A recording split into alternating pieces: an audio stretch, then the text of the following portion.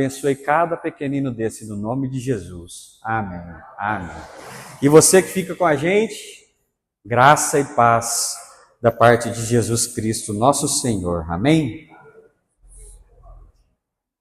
Por gentileza, abra sua Bíblia comigo na segunda carta do apóstolo Paulo aos Coríntios, por favor.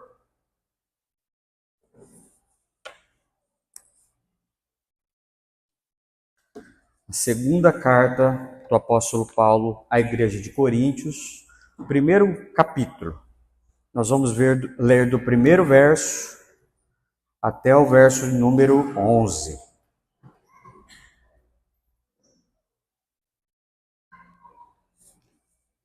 Segundo Coríntios 1, de 1 a 11.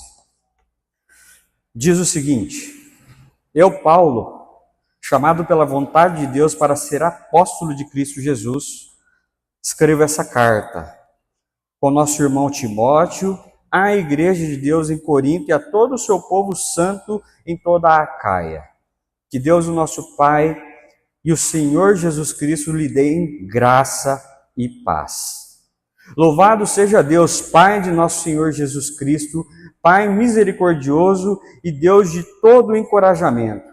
Ele nos encoraja em todas as nossas aflições, para que, com o encorajamento que recebemos de Deus, possamos encorajar a outros quando eles passarem por aflições.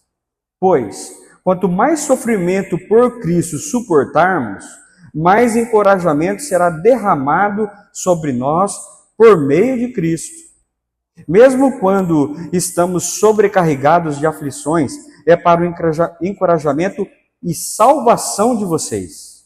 Pois quando somos encorajados, certamente encorajaremos vocês. Então vocês poderão suportar pacientemente os mesmos sofrimentos que nós. Temos firme esperança de que, assim como vocês participam do nosso sofrimento, também participarão do nosso encorajamento.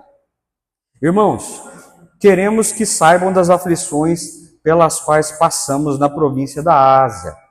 Fomos esmagados e oprimidos além da nossa capacidade de suportar, e pensamos que não sobreviveríamos. De fato, esperávamos morrer, mas como resultado deixamos de confiar em nós mesmos e aprendemos a confiar somente em Deus, que ressuscita os mortos. Ele nos livrou do perigo mortal e nos livrará outra vez. Nele depositamos nossa esperança e Ele continuará a nos livrar. E vocês nos têm ajudado a orar por nós. Então muitos darão graças a Deus e em sua bondade respondeu tantas orações feitas em nosso favor. Feche seus olhos. Pai Santo, queremos te pedir que sua graça e sua misericórdia nos acompanhe nessa noite. Que através dela, Senhor, nossa mente ouça o que o Senhor tem para nos dizer. E que ouvindo a tua voz a gente se quebrante. Voltemos ao Senhor, nos arrependamos de nosso pecado e nos encorajamos para esse ano que está apenas começando. É no nome de Jesus que eu oro. Amém. Amém. Há 2 domingos atrás, nós começamos uma breve série de mensagens, que sempre que eu tenho a oportunidade de levar a mensagem no início do ano, no mês de janeiro, eu procuro levar uma série que se chama Preparação para o Ano.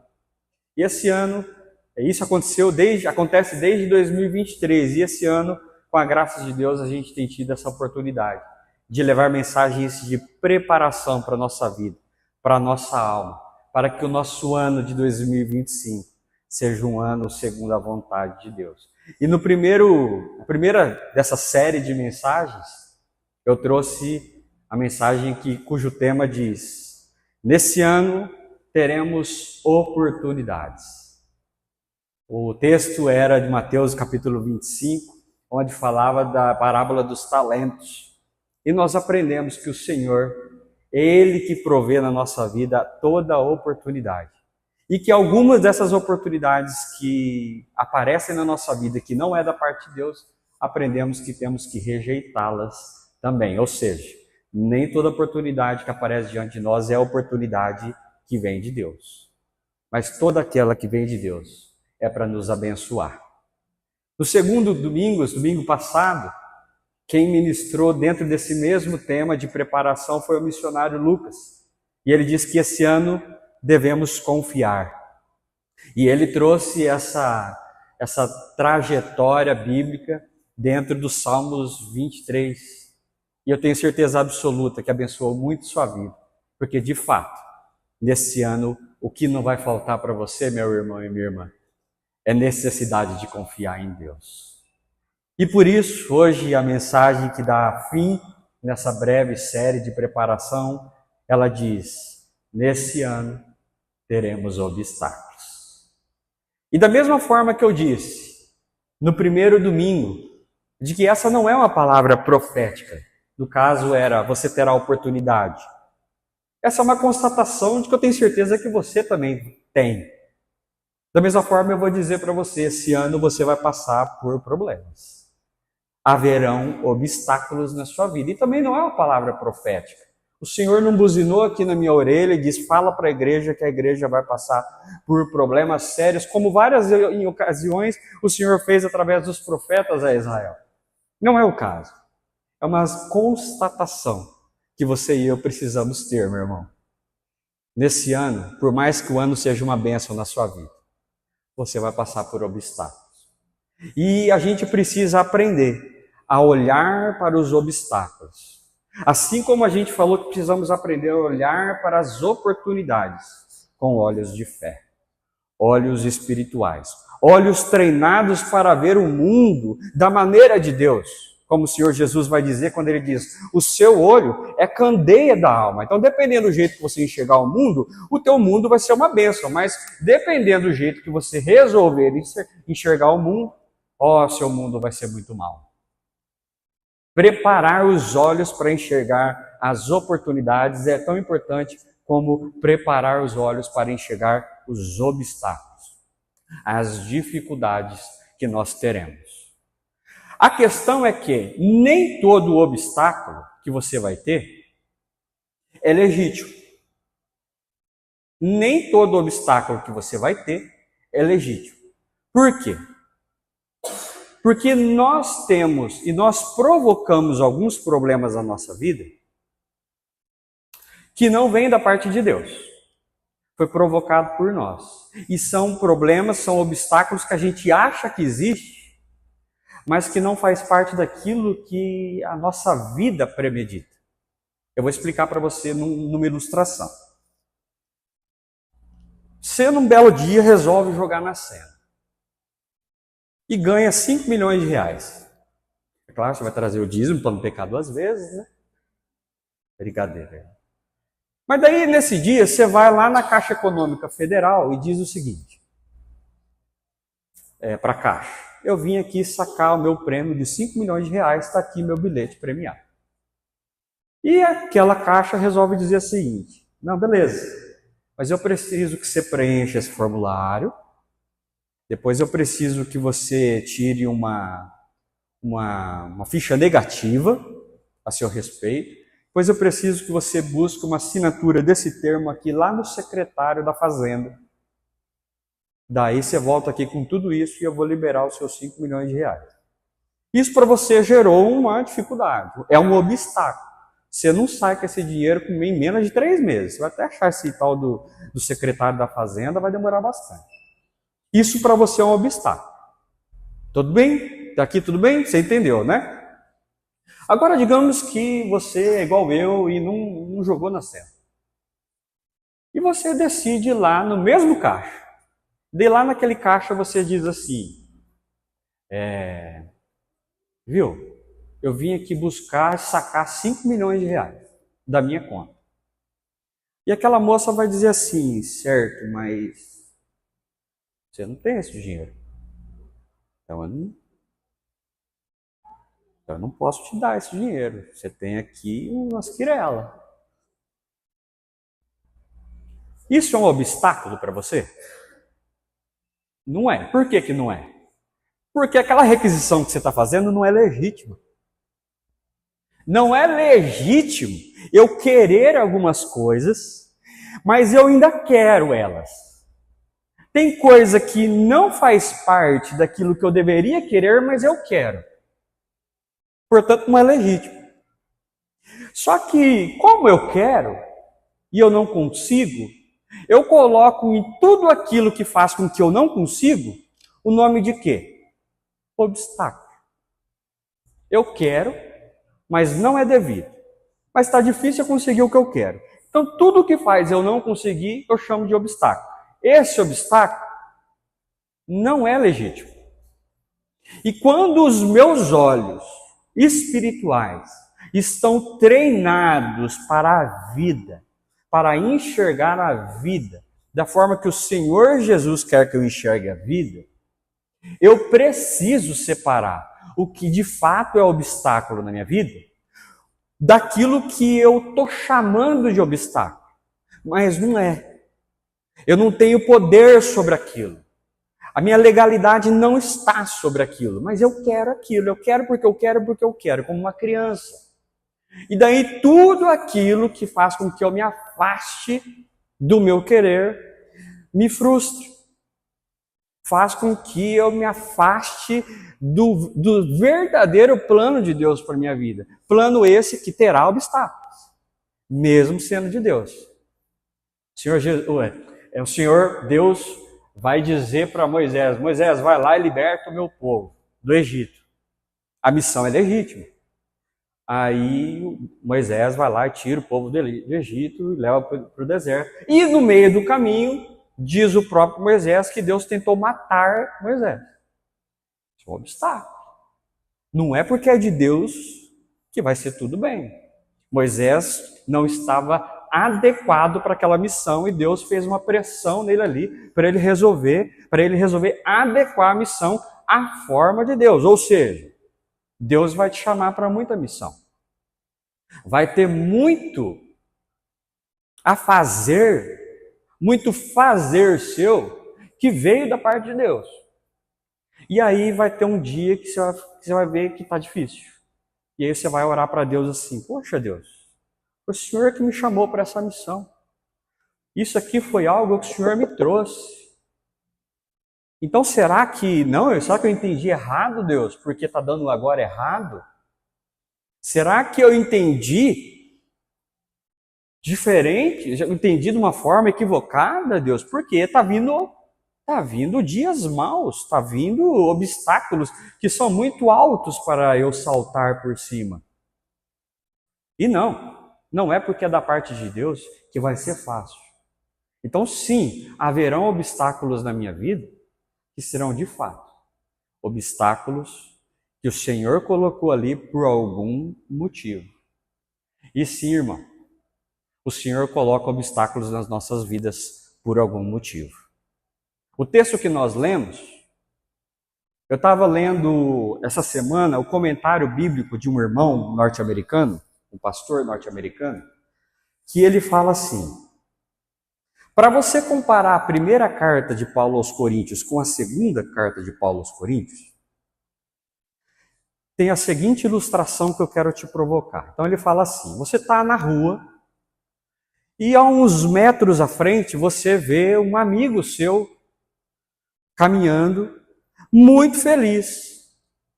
Ele não está muito longe, você consegue ver ele feliz, ouvir os cânticos que ele está fazendo, está cantando na rua, fazendo, quem sabe, até uma dancinha. E aí esse amigo seu entra na casa dele.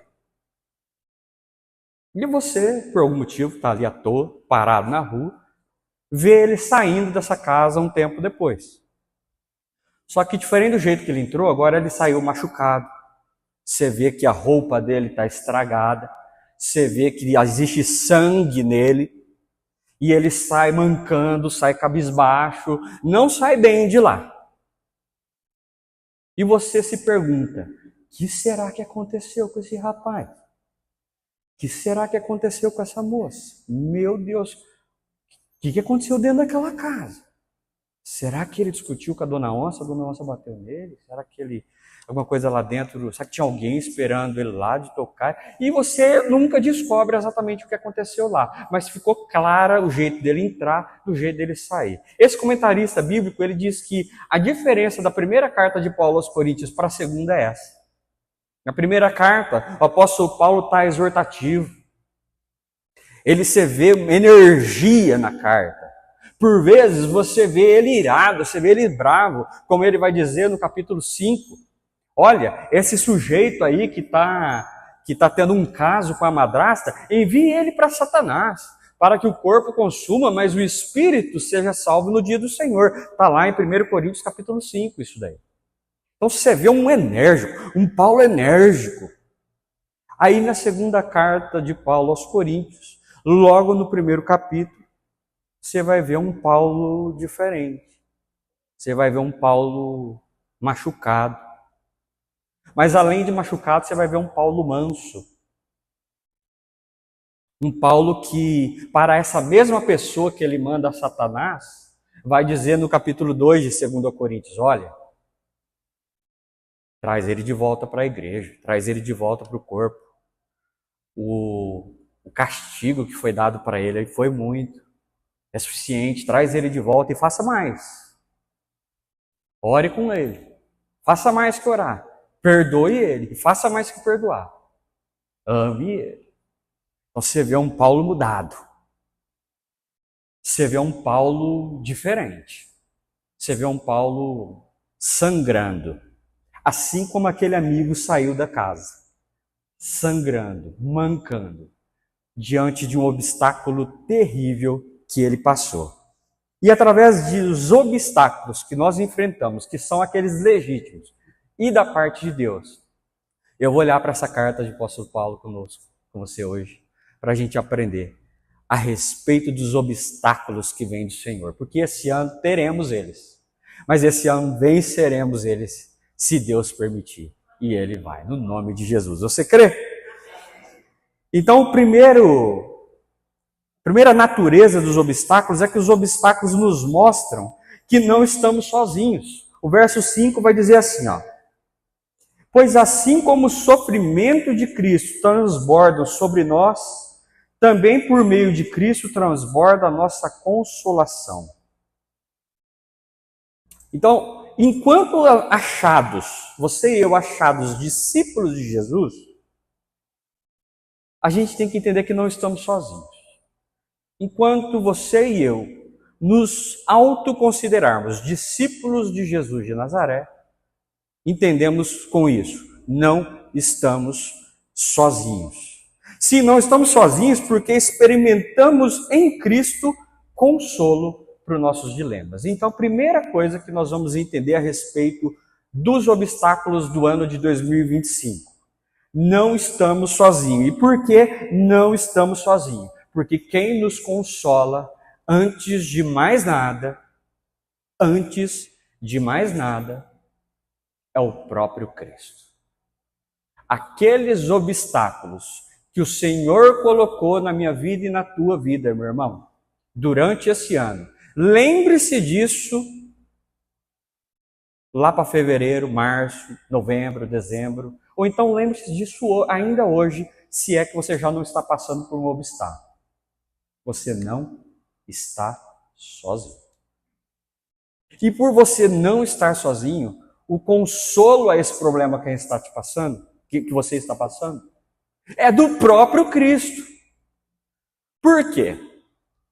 Existe uma ideia a respeito de consolo, que é como você chegar numa pessoa totalmente desesperada e você acalmar essa pessoa totalmente desesperada ao ponto de agora ela estar mais calma. Só que ela continua muito triste e ela continua muito magoada. O consolo que o apóstolo Paulo fala na segunda carta aos Coríntios, ele não é isso. Ele não é um consolo que te tira de desespero e deixa você sozinho com a sua tristeza, agora uma tristeza mais moderada. Não é isso que o apóstolo Paulo chama de consolo, e é isso que você tem que entender no dia mau, principalmente lembrando que o Senhor Jesus está com você nesse dia. O consolo que o apóstolo Paulo fala, que o Senhor Jesus trará para a sua vida, é tirar você de uma situação de desespero e colocar você numa situação onde você esteja pronto para conhecer gente nova, para abençoar gente nova, para continuar a sua missão, continuar com a sua vida. Não, eu não estou falando de uma passe de mágica que a partir daquele dia você vai ser uma pessoa alegre. Mas o consolo, quando o apóstolo Paulo fala, é trazer para perto, entende? Não é aquele consolo que você vai dar na hora da morte para alguma pessoa enlutada e depois nunca mais vai ver essa pessoa. O consolo de trazer para perto, segundo o apóstolo Paulo, é um consolo que tem a ver com uma caminhada. E uma caminhada de quê? De preparação. Então você vai remover uma pessoa da situação de desespero para caminhar com ela. Até quando? Até que ela esteja apta a continuar com a vida dela, confiando nas pessoas, vivendo a missão de Deus para a vida dela, com novos obstáculos. Se você caminhou com a pessoa nesse processo, e o final desse processo é esse, essa pessoa está bem, ela pode ser recolocada à vida, então você está falando do consolo do Espírito Santo na sua vida. Porque é isso que o Espírito Santo faz na sua vida. O Espírito Santo não é um Deus que assopra no seu ouvido, que assopra no seu coração no dia mal, dizendo assim, ó, vai ficar tudo bem. Não, isso não é nada não. Vai ficar tudo bem, tá? Confia em mim. Só que despretensiosamente, o Espírito Santo de Deus, o Consolador, ele não faz isso. Ele vai dizer para você, olha, talvez não fique bem. Mas nós vamos junto, até você sair dessa situação de desespero, para uma situação onde você pode continuar a tua caminhada. Você sabe por quê? Porque eu vou com você. Você não vai sozinho. Então os obstáculos, quando de Deus, fazem você perceber a presença do próprio Deus com você. Ou seja, os obstáculos te mostram que você não está sozinho. Você crê assim? Graças a Deus. A segunda natureza dos obstáculos que você vai ter esse ano, e que é da parte de Deus, é que os obstáculos nos dão oportunidade de experimentar a salvação. E esse aí, na hora que eu estava estudando, irmão, esse pegou para mim. Eu vou te explicar. O texto no verso 16 vai dizer assim, 6 vai dizer assim: se somos atribulados, é para a consolação e salvação de vocês. Se somos atribulados, é para a consolação e a salvação de vocês. Se somos consolados, é para a consolação de vocês, a qual dá paciência para suportarem os mesmos sofrimentos que nós estamos padecendo. Na hora que eu li esse texto, eu comecei a ler esse texto lá para terça-feira. E quando eu estava escrevendo esse tópico a respeito da natureza dos obstáculos, o Espírito Santo me colocou atenção nesse verso. É para a salvação de vocês. Se somos atribulados, é para a salvação de vocês. Eu falei, Deus, me ajuda com isso. Porque a salvação, para mim, ela vem de Cristo. A salvação, para mim, ela é única e exclusiva da parte de Deus. Não tem nada a ver comigo. Eu sou só alvo do teu amor, Deus. Então me explica o que está acontecendo aqui. Mas, graças a Deus e por graça de Deus, um dos textos que eu mais leio na Bíblia é o Evangelho segundo Mateus, capítulo 25, a partir do verso 31. O julgamento das nações. E ali Deus falou comigo.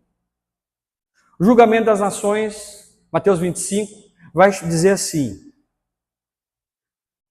vinde, benditos do meu Pai. Venham usufruir do reino que foi preparado para vocês antes da criação do mundo. Por quê? Eu tive fome, e vocês me deram de comer. Eu tive sede e vocês me deram de beber. Eu estive nu e vocês me deram de vestir. Eu estava com frio e vocês me deram de vestir. Eu estava preso. Eu estava preso. Eu estava numa situação pagando por uma marginalização cometida por mim mesmo. E vocês foram me visitar. Vinde. Vinde usufruir. Está liberada a sua entrada no céu. Porque você foi desse tipo de gente. Irmão, isso é pesado demais. Inclusive, os justos vão perguntar, mas Deus, que bom que eu posso ser encontrado nesses que vão entrar. Mas explica para mim uma coisa, quando é que eu fiz isso aí por o Senhor? Quando é que eu vi o Senhor preso, com fome, com sede, sem roupa? Não me lembro. Que bom que eu fiz, se o Senhor está falando eu acredito, mas não estou me lembrando de ter visto o Senhor fazendo isso. E ele responde, vocês fizeram isso por mim, quando fizeram pelos menores dos pequeninos, pelos meus menores irmãozinhos. Ah, eu entendi Paulo. Paulo está falando o seguinte, quando a gente sofre, os obstáculos que aparecem na nossa vida é para te dar a oportunidade de exercer a disciplina da salvação, que é o consolo. Então, quando eu estou sofrendo, irmão, as minhas lutas, aquelas lutas de verdade, legítimas, o que é esperado? É esperado um povo santo, um povo preparado pelo Senhor, que vem até mim cuidar de mim. Tem um irmão que eu vi na internet esses dias, ele foi aqueles stand-up gospel, né? Ele foi um comediante gospel, hoje ele não é mais. Ele foi muito machucado pela igreja. Foi muito machucado pela igreja. E ele saiu da igreja que ele estava. E fizeram uma pergunta para ele nessa semana. Irmão, você ainda tem relação com Deus? Você ainda tem algum tipo de compromisso com Deus? Porque você não está mais na igreja que você era, né? Ele está num processo de buscar uma nova igreja, ele está nesse processo. E aí ele respondeu assim, sim, essa semana eu falei com Deus. Deus era uma pessoa na rua precisando de alimento. E aí eu dei alimento para Deus. Semana passada eu estava conversando com Deus quando ele estava precisando do emprego e eu tinha emprego para dar para ele. E aí deu certo lá esse emprego e eu pude ser bênção para Deus. Irmão, isso é escandalizante, não é? Então você vê isso na internet, então você pensa nesses meus olhos religiosos como foi. Mas é o que está escrito na Bíblia. É o que o Senhor Jesus vai dizer no julgamento das nações. Não tem a ver com essas paredes que nós estamos. Pelo contrário, tem a ver especialmente com aquilo que a gente faz fora delas. Porque é muito fácil eu fingir que sou um santo, que sou bonzinho aqui nesse púlpito. É muito fácil para você fazer isso também. No dia a dia e nos obstáculos que aparecerão no ano de 2025, não vai ser tão fácil assim. Só que é nesse dia em que você e eu seremos provocados a experimentar a disciplina da salvação através dos obstáculos que aparecerão. Porque esses obstáculos que aparecerão farão com que você consiga enxergar além de você. E quando eu enxergo além de você, eu estou no caminho santo de exercer a minha salvação. Então eu não faço isso para ser salvo. Eu faço isso porque é o que se espera de um salvo, entende? O que se espera de um ente salvo? Exercitar a salvação que tem. Então o apóstolo Paulo vai falar, o que a gente passa é para fazer vocês exercitarem a salvação de vocês. E mais, ele vai dizer o seguinte: o que a gente passa é para poder consolar vocês. A continuidade do versículo vai dizer: é para justamente poder consolar vocês que eu passo pelos obstáculos que eu passo. Como se os obstáculos fossem uma escola preparatória para que aquilo que eu vou viver de verdade. Então eu não passo as necessidades que eu passo por mim mesmo, você entende? Porque tem gente que constrói uma catedral em cima do sofrimento que tem. Então a pessoa vai dizer assim: nossa, irmão, esse dia eu fui para ABC lá, eu fui lá para Balneário Camboriú, e rapaz, eu passei tão mal. Eu voltei lá nossa, eu passei mal. Daí o outro responde assim: isso não é nada, você não sabe o que eu passei. Isso aí, esse ano eu enfrentei um câncer. Você está falando aí de intoxicação alimentar e parece que fica aquela disputa para ver quem que perde mais, quem que sofre mais. Você vai lá construindo uma catedral em cima do seu sofrimento, de forma que ele é só seu. E não tem ninguém que sofre mais que você nesse mundo.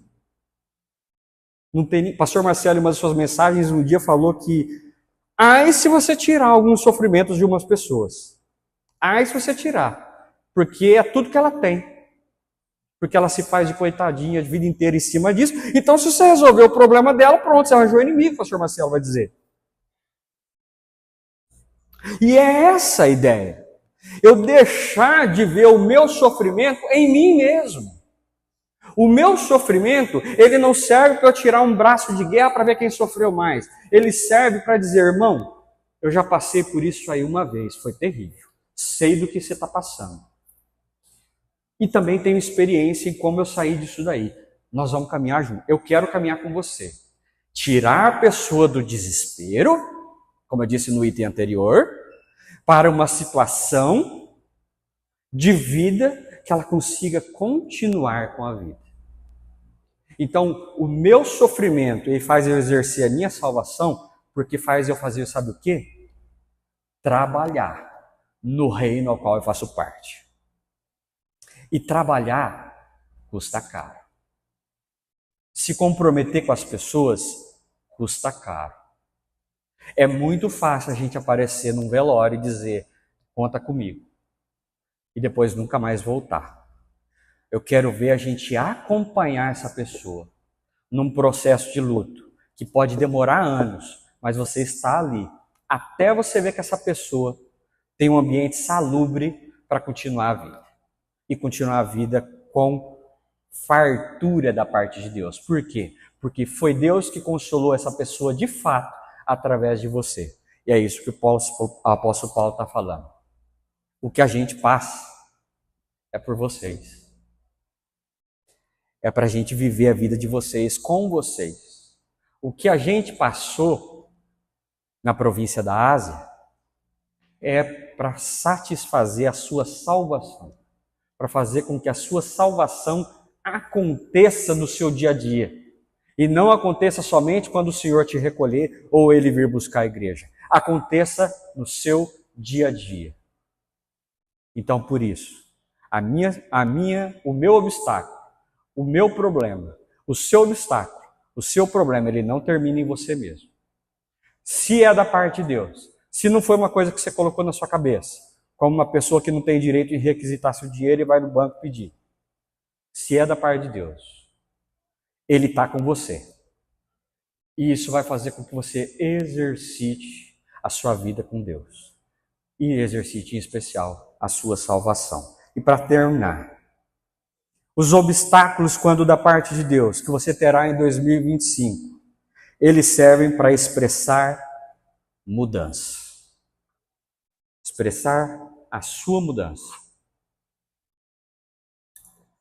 O verso 8 vai dizer assim: irmãos, não queremos que vocês desconheçam as tribulações que sofremos na província da Ásia, as quais foram muito além da nossa capacidade de suportar, a ponto de perdermos a esperança da própria vida. Então, olha só o que está acontecendo. O apóstolo Paulo está falando através dessa carta. Irmãos, eu não quero que vocês fiquem alheios do que eu vivi.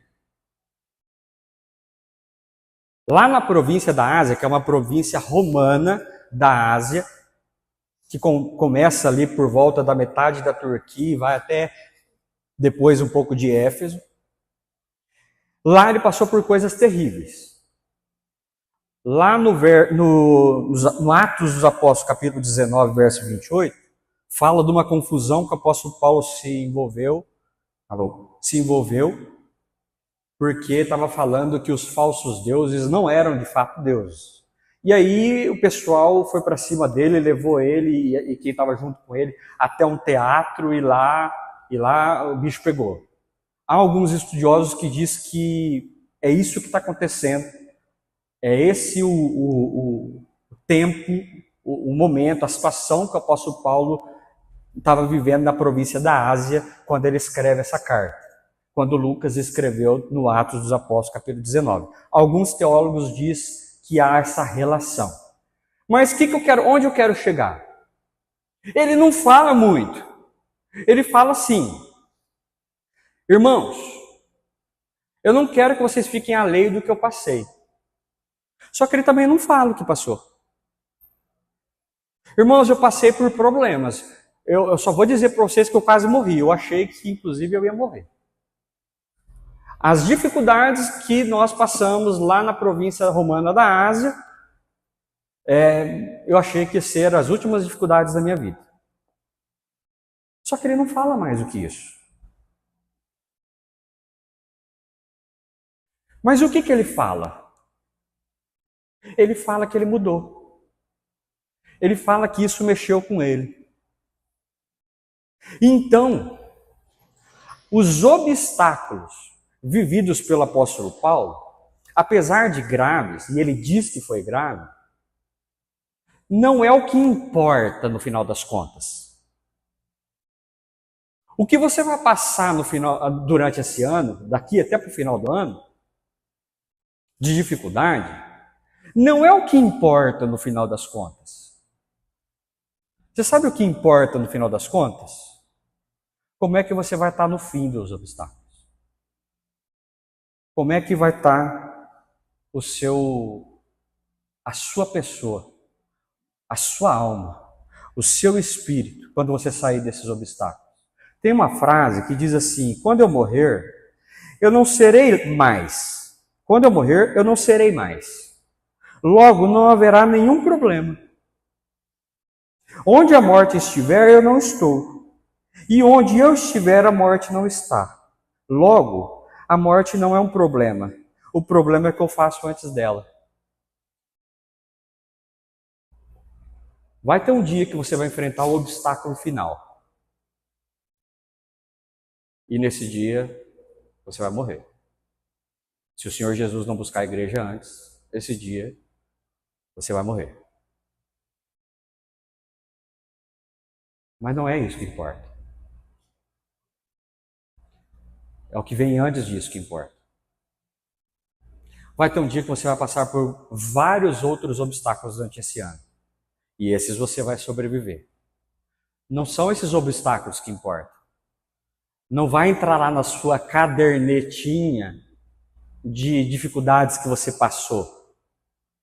Não é isso que importa. O que importa é como você vai sair desse obstáculo. Que tipo de mudança as pessoas vão poder observar em você depois que você sair dele. Esse problema que você está passando, ao sair dele, como você vai estar? Se você achar que o que você está vivendo, você está sendo injustiçado, talvez você esteja naquela mesma situação de tentar buscar 5 milhões de reais na agência da Caixa Econômica Federal, sem ter esse dinheiro. Não é teu. Não faz parte de você. E tem uma outra frase que eu gosto, do imperador estoico, o Marco Aurélio, ele vai dizer assim: Na vida, nada nos pertence. Se nada nos pertence, nada nos deve ser requisitado. Tem coisa que eu vou requisitar a vida inteira achando que estão me passando para trás. Ou seja, tem obstáculo que eu vou viver? Que eu vou viver ele todos os dias da vida, sem sair dele. E quando eu tiver a noção que eu saí, eu vou achar outro. Sabe aquela pessoa que compra uma casa e fala assim, mas essa casa não tem área, precisava de uma área. Ou um apartamento, precisava de uma área, precisava de uma varanda. Aí você consegue, Deus te abençoa, você consegue uma casa que tem área, um apartamento que tem varanda. E aí logo você vai dizer, mas não é em BC. Não é em Floripa. E quando você tiver um em BC, quando você tiver um em Floripa, mas não é em Miami. Não tem fim, irmão, se você achar que tudo é teu. E que todos os obstáculos que você vive são obstáculos que é teu direito vencer ele. E não, tem coisa na sua vida que vai caminhar com você. E sequer Deus vai considerar um obstáculo, irmão. E quando você vive nesse processo, você não muda. Você vai ser aquela mesma pessoa de 10 anos atrás, que vivia esses mesmos problemas. Já conheceu gente assim? Você conhece, você faz tempo que você não fala com essa pessoa, e de repente você fala com ela. Vê ela anos depois da última vez. E ela está com os mesmos assuntos, os mesmos problemas. Não mudou. Muito que provavelmente essa pessoa está achando que vive um obstáculo que não é dela. Está achando que vive um problema, requisitando coisa que não faz parte, não é legítimo dela. E quem vive isso, irmão, não muda. E os obstáculos, quando vindos da parte de Deus para a sua vida, irmão, ele vai te mudar. Você vai sair dele mudado. Você vai sair dele transformado. A sua vida vai ser outra. E para melhor. Porque você aprendeu da parte de Deus, através do problema, através do obstáculo, que ele não é fim em si mesmo. Que a sua vida não é fim em si mesmo. A sua vida é olhando para o outro. A sua vida é olhando para o próximo. Não tem a ver com você, tem a ver com o reino de Deus, a qual você é um pedaço. O corpo de Cristo, a qual você é um órgão, um pedaço de um órgão. Não tem a ver com você, irmão, tem a ver com a gente. Por isso, quando você estiver passando por algum problema sério, irmão, fala com quem? Com a gente. Para que quando você sair desse problema, irmão, você saia outra pessoa. Saia uma nova pessoa. Saia uma nova criatura. Que eu tenho certeza que é o que Deus quer pra gente. Irmão, infelizmente a gente vai passar por algumas coisas chatas esse ano. Quando a gente passar por essas coisas, lembra que você não está sozinho. Cristo está com você, o Espírito Santo de Jesus está com você. Não só para tirar de uma situação de desespero para colocar você numa tristeza ok, mas tirar você de uma situação de desespero para uma vida abundante diante do Pai. Mas também, lembre-se que depois que você passar por isso, você tem que ser uma outra pessoa. Uma pessoa mais encorajada, mais forte, mais compromissada, mas também uma pessoa mais leve. O apóstolo Paulo voltou desse problema dizendo, olha, foi grave o que aquele sujeito fez. Ter um caso com a madrasta, isso é muito grave. Mas traga ele de volta.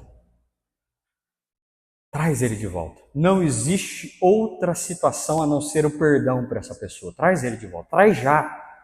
Você sabe por quê? Porque se você não fizer isso, ele vai morrer. Irmão, eu tenho muito zelo no que eu vou falar aqui agora para você.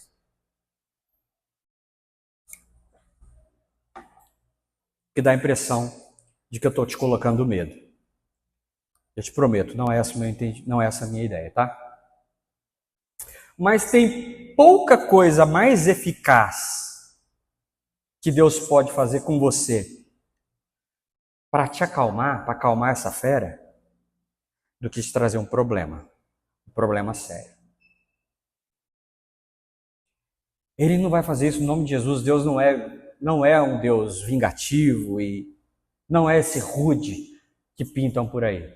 Mas, irmão, se tem uma coisa que funciona, é quando você enfrenta um problemaço na sua vida. Porque através de Deus você vai sair desse problema melhor, e ali sim você vai conseguir perdoar. Ali sim você vai conseguir trazer para perto gente que se afastou. Ali sim você vai ver que você é só um ser humano e que aquela pessoa também é só um ser humano.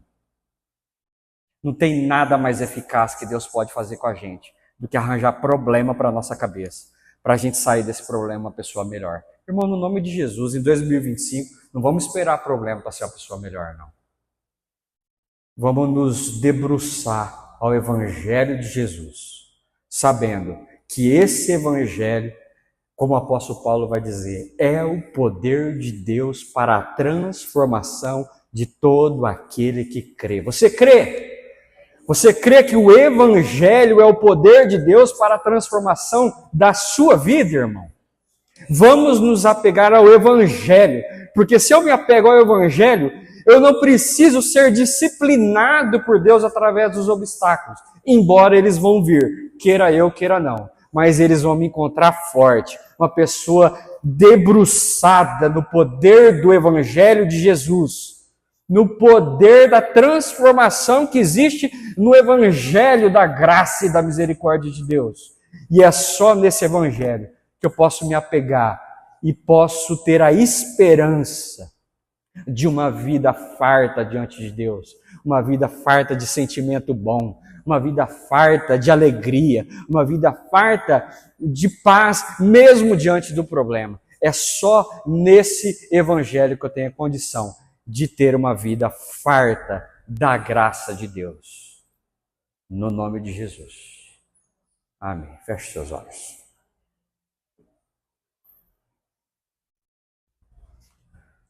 Deus Santo, obrigado. Obrigado porque o Senhor fala com um coração tão duro quanto o meu. Obrigado porque há esperança numa vida como a minha. E só há esperança numa vida como a minha, porque o Senhor me ama. O Senhor está comigo mesmo diante dos meus problemas mais difíceis. O Senhor me acompanha. O Senhor me tira de uma situação de desespero e me coloca numa situação salubre. O Senhor diz que está comigo e eu posso sentir a sua presença comigo. A sua presença me transforma todos os dias. Mas não só isso, a sua presença faz com que eu me transforme em favor do outro. Senhor, quebra as catedrais da minha vida. Quebra aquilo que eu coloco, Senhor, de fortaleza na minha vida e que me afasta de Ti e que me afasta do outro. Pai, quebra no nome de Jesus. Senhor, não permita que os obstáculos desse ano me afastem do Senhor. Pai, não permita que os obstáculos deste ano me desmotive. Não permita, Senhor, nenhum obstáculo daqueles que servem para amaciar a minha carne, fazendo de mim uma pessoa melhor. Não permita. Transforma o meu coração, faz de mim uma pessoa melhor através do Teu amor e da experiência do Teu amor todos os dias da minha vida. Pai, derrama um ano de graça na vida da Tua igreja. Que esse ano seja uma bênção na vida de cada irmã, cada irmão, cada criança que está aqui essa noite e aqueles que estão nos assistindo pela internet e aqueles que também não estão nos assistindo pela internet. Senhor, que seja bênção a nossa vida. Onde essa mensagem chegar, Senhor, que ela seja bênção, que ela encontre bênção, que ela encontre pessoas, entes, totalmente interessados em se prostrar diante do Senhor e ter uma vida nova. É esse o pedido, Senhor, que fazemos ao Senhor essa noite, para que nós possamos ser encontrados dentro daqueles que o Senhor diz: vinde, bem-vindo para usufruir daquilo que eu preparei para você desde antes da fundação do mundo. Vinde. porque você me encontrou no mundo. E é só nessa experiência de te encontrar no mundo que eu posso experimentar dessa salvação que existe somente na pessoa de Jesus de Nazaré. É em teu nome que eu oro, no nome de Jesus. Amém. Vamos ficar todos de pé, cantar essa última música. Já já nós vamos recolher o seu pedido de oração. Quero chamar aqui o pastor Otávio, nosso tio, meu tio, tio da minha esposa, pastor da Igreja Evangélica da Língua Portuguesa na Suíça. Vem aqui, tio. Pastor Otávio, ele vai orar pelos seus pedidos que você vai fazer logo após essa música. E no final, a gente vai impetrar a bênção e orar com você. Amém? Deixa eu abençoar. Depois da música, eu vou pedir as orações e passo para o senhor.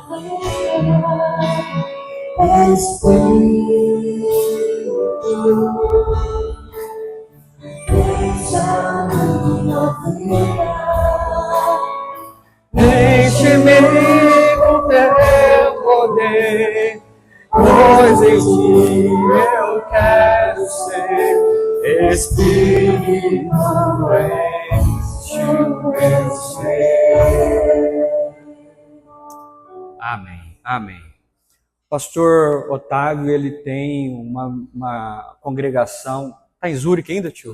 Está em Zurique, lá na Suíça, e ele tem um ministério poderoso de cura, de libertação.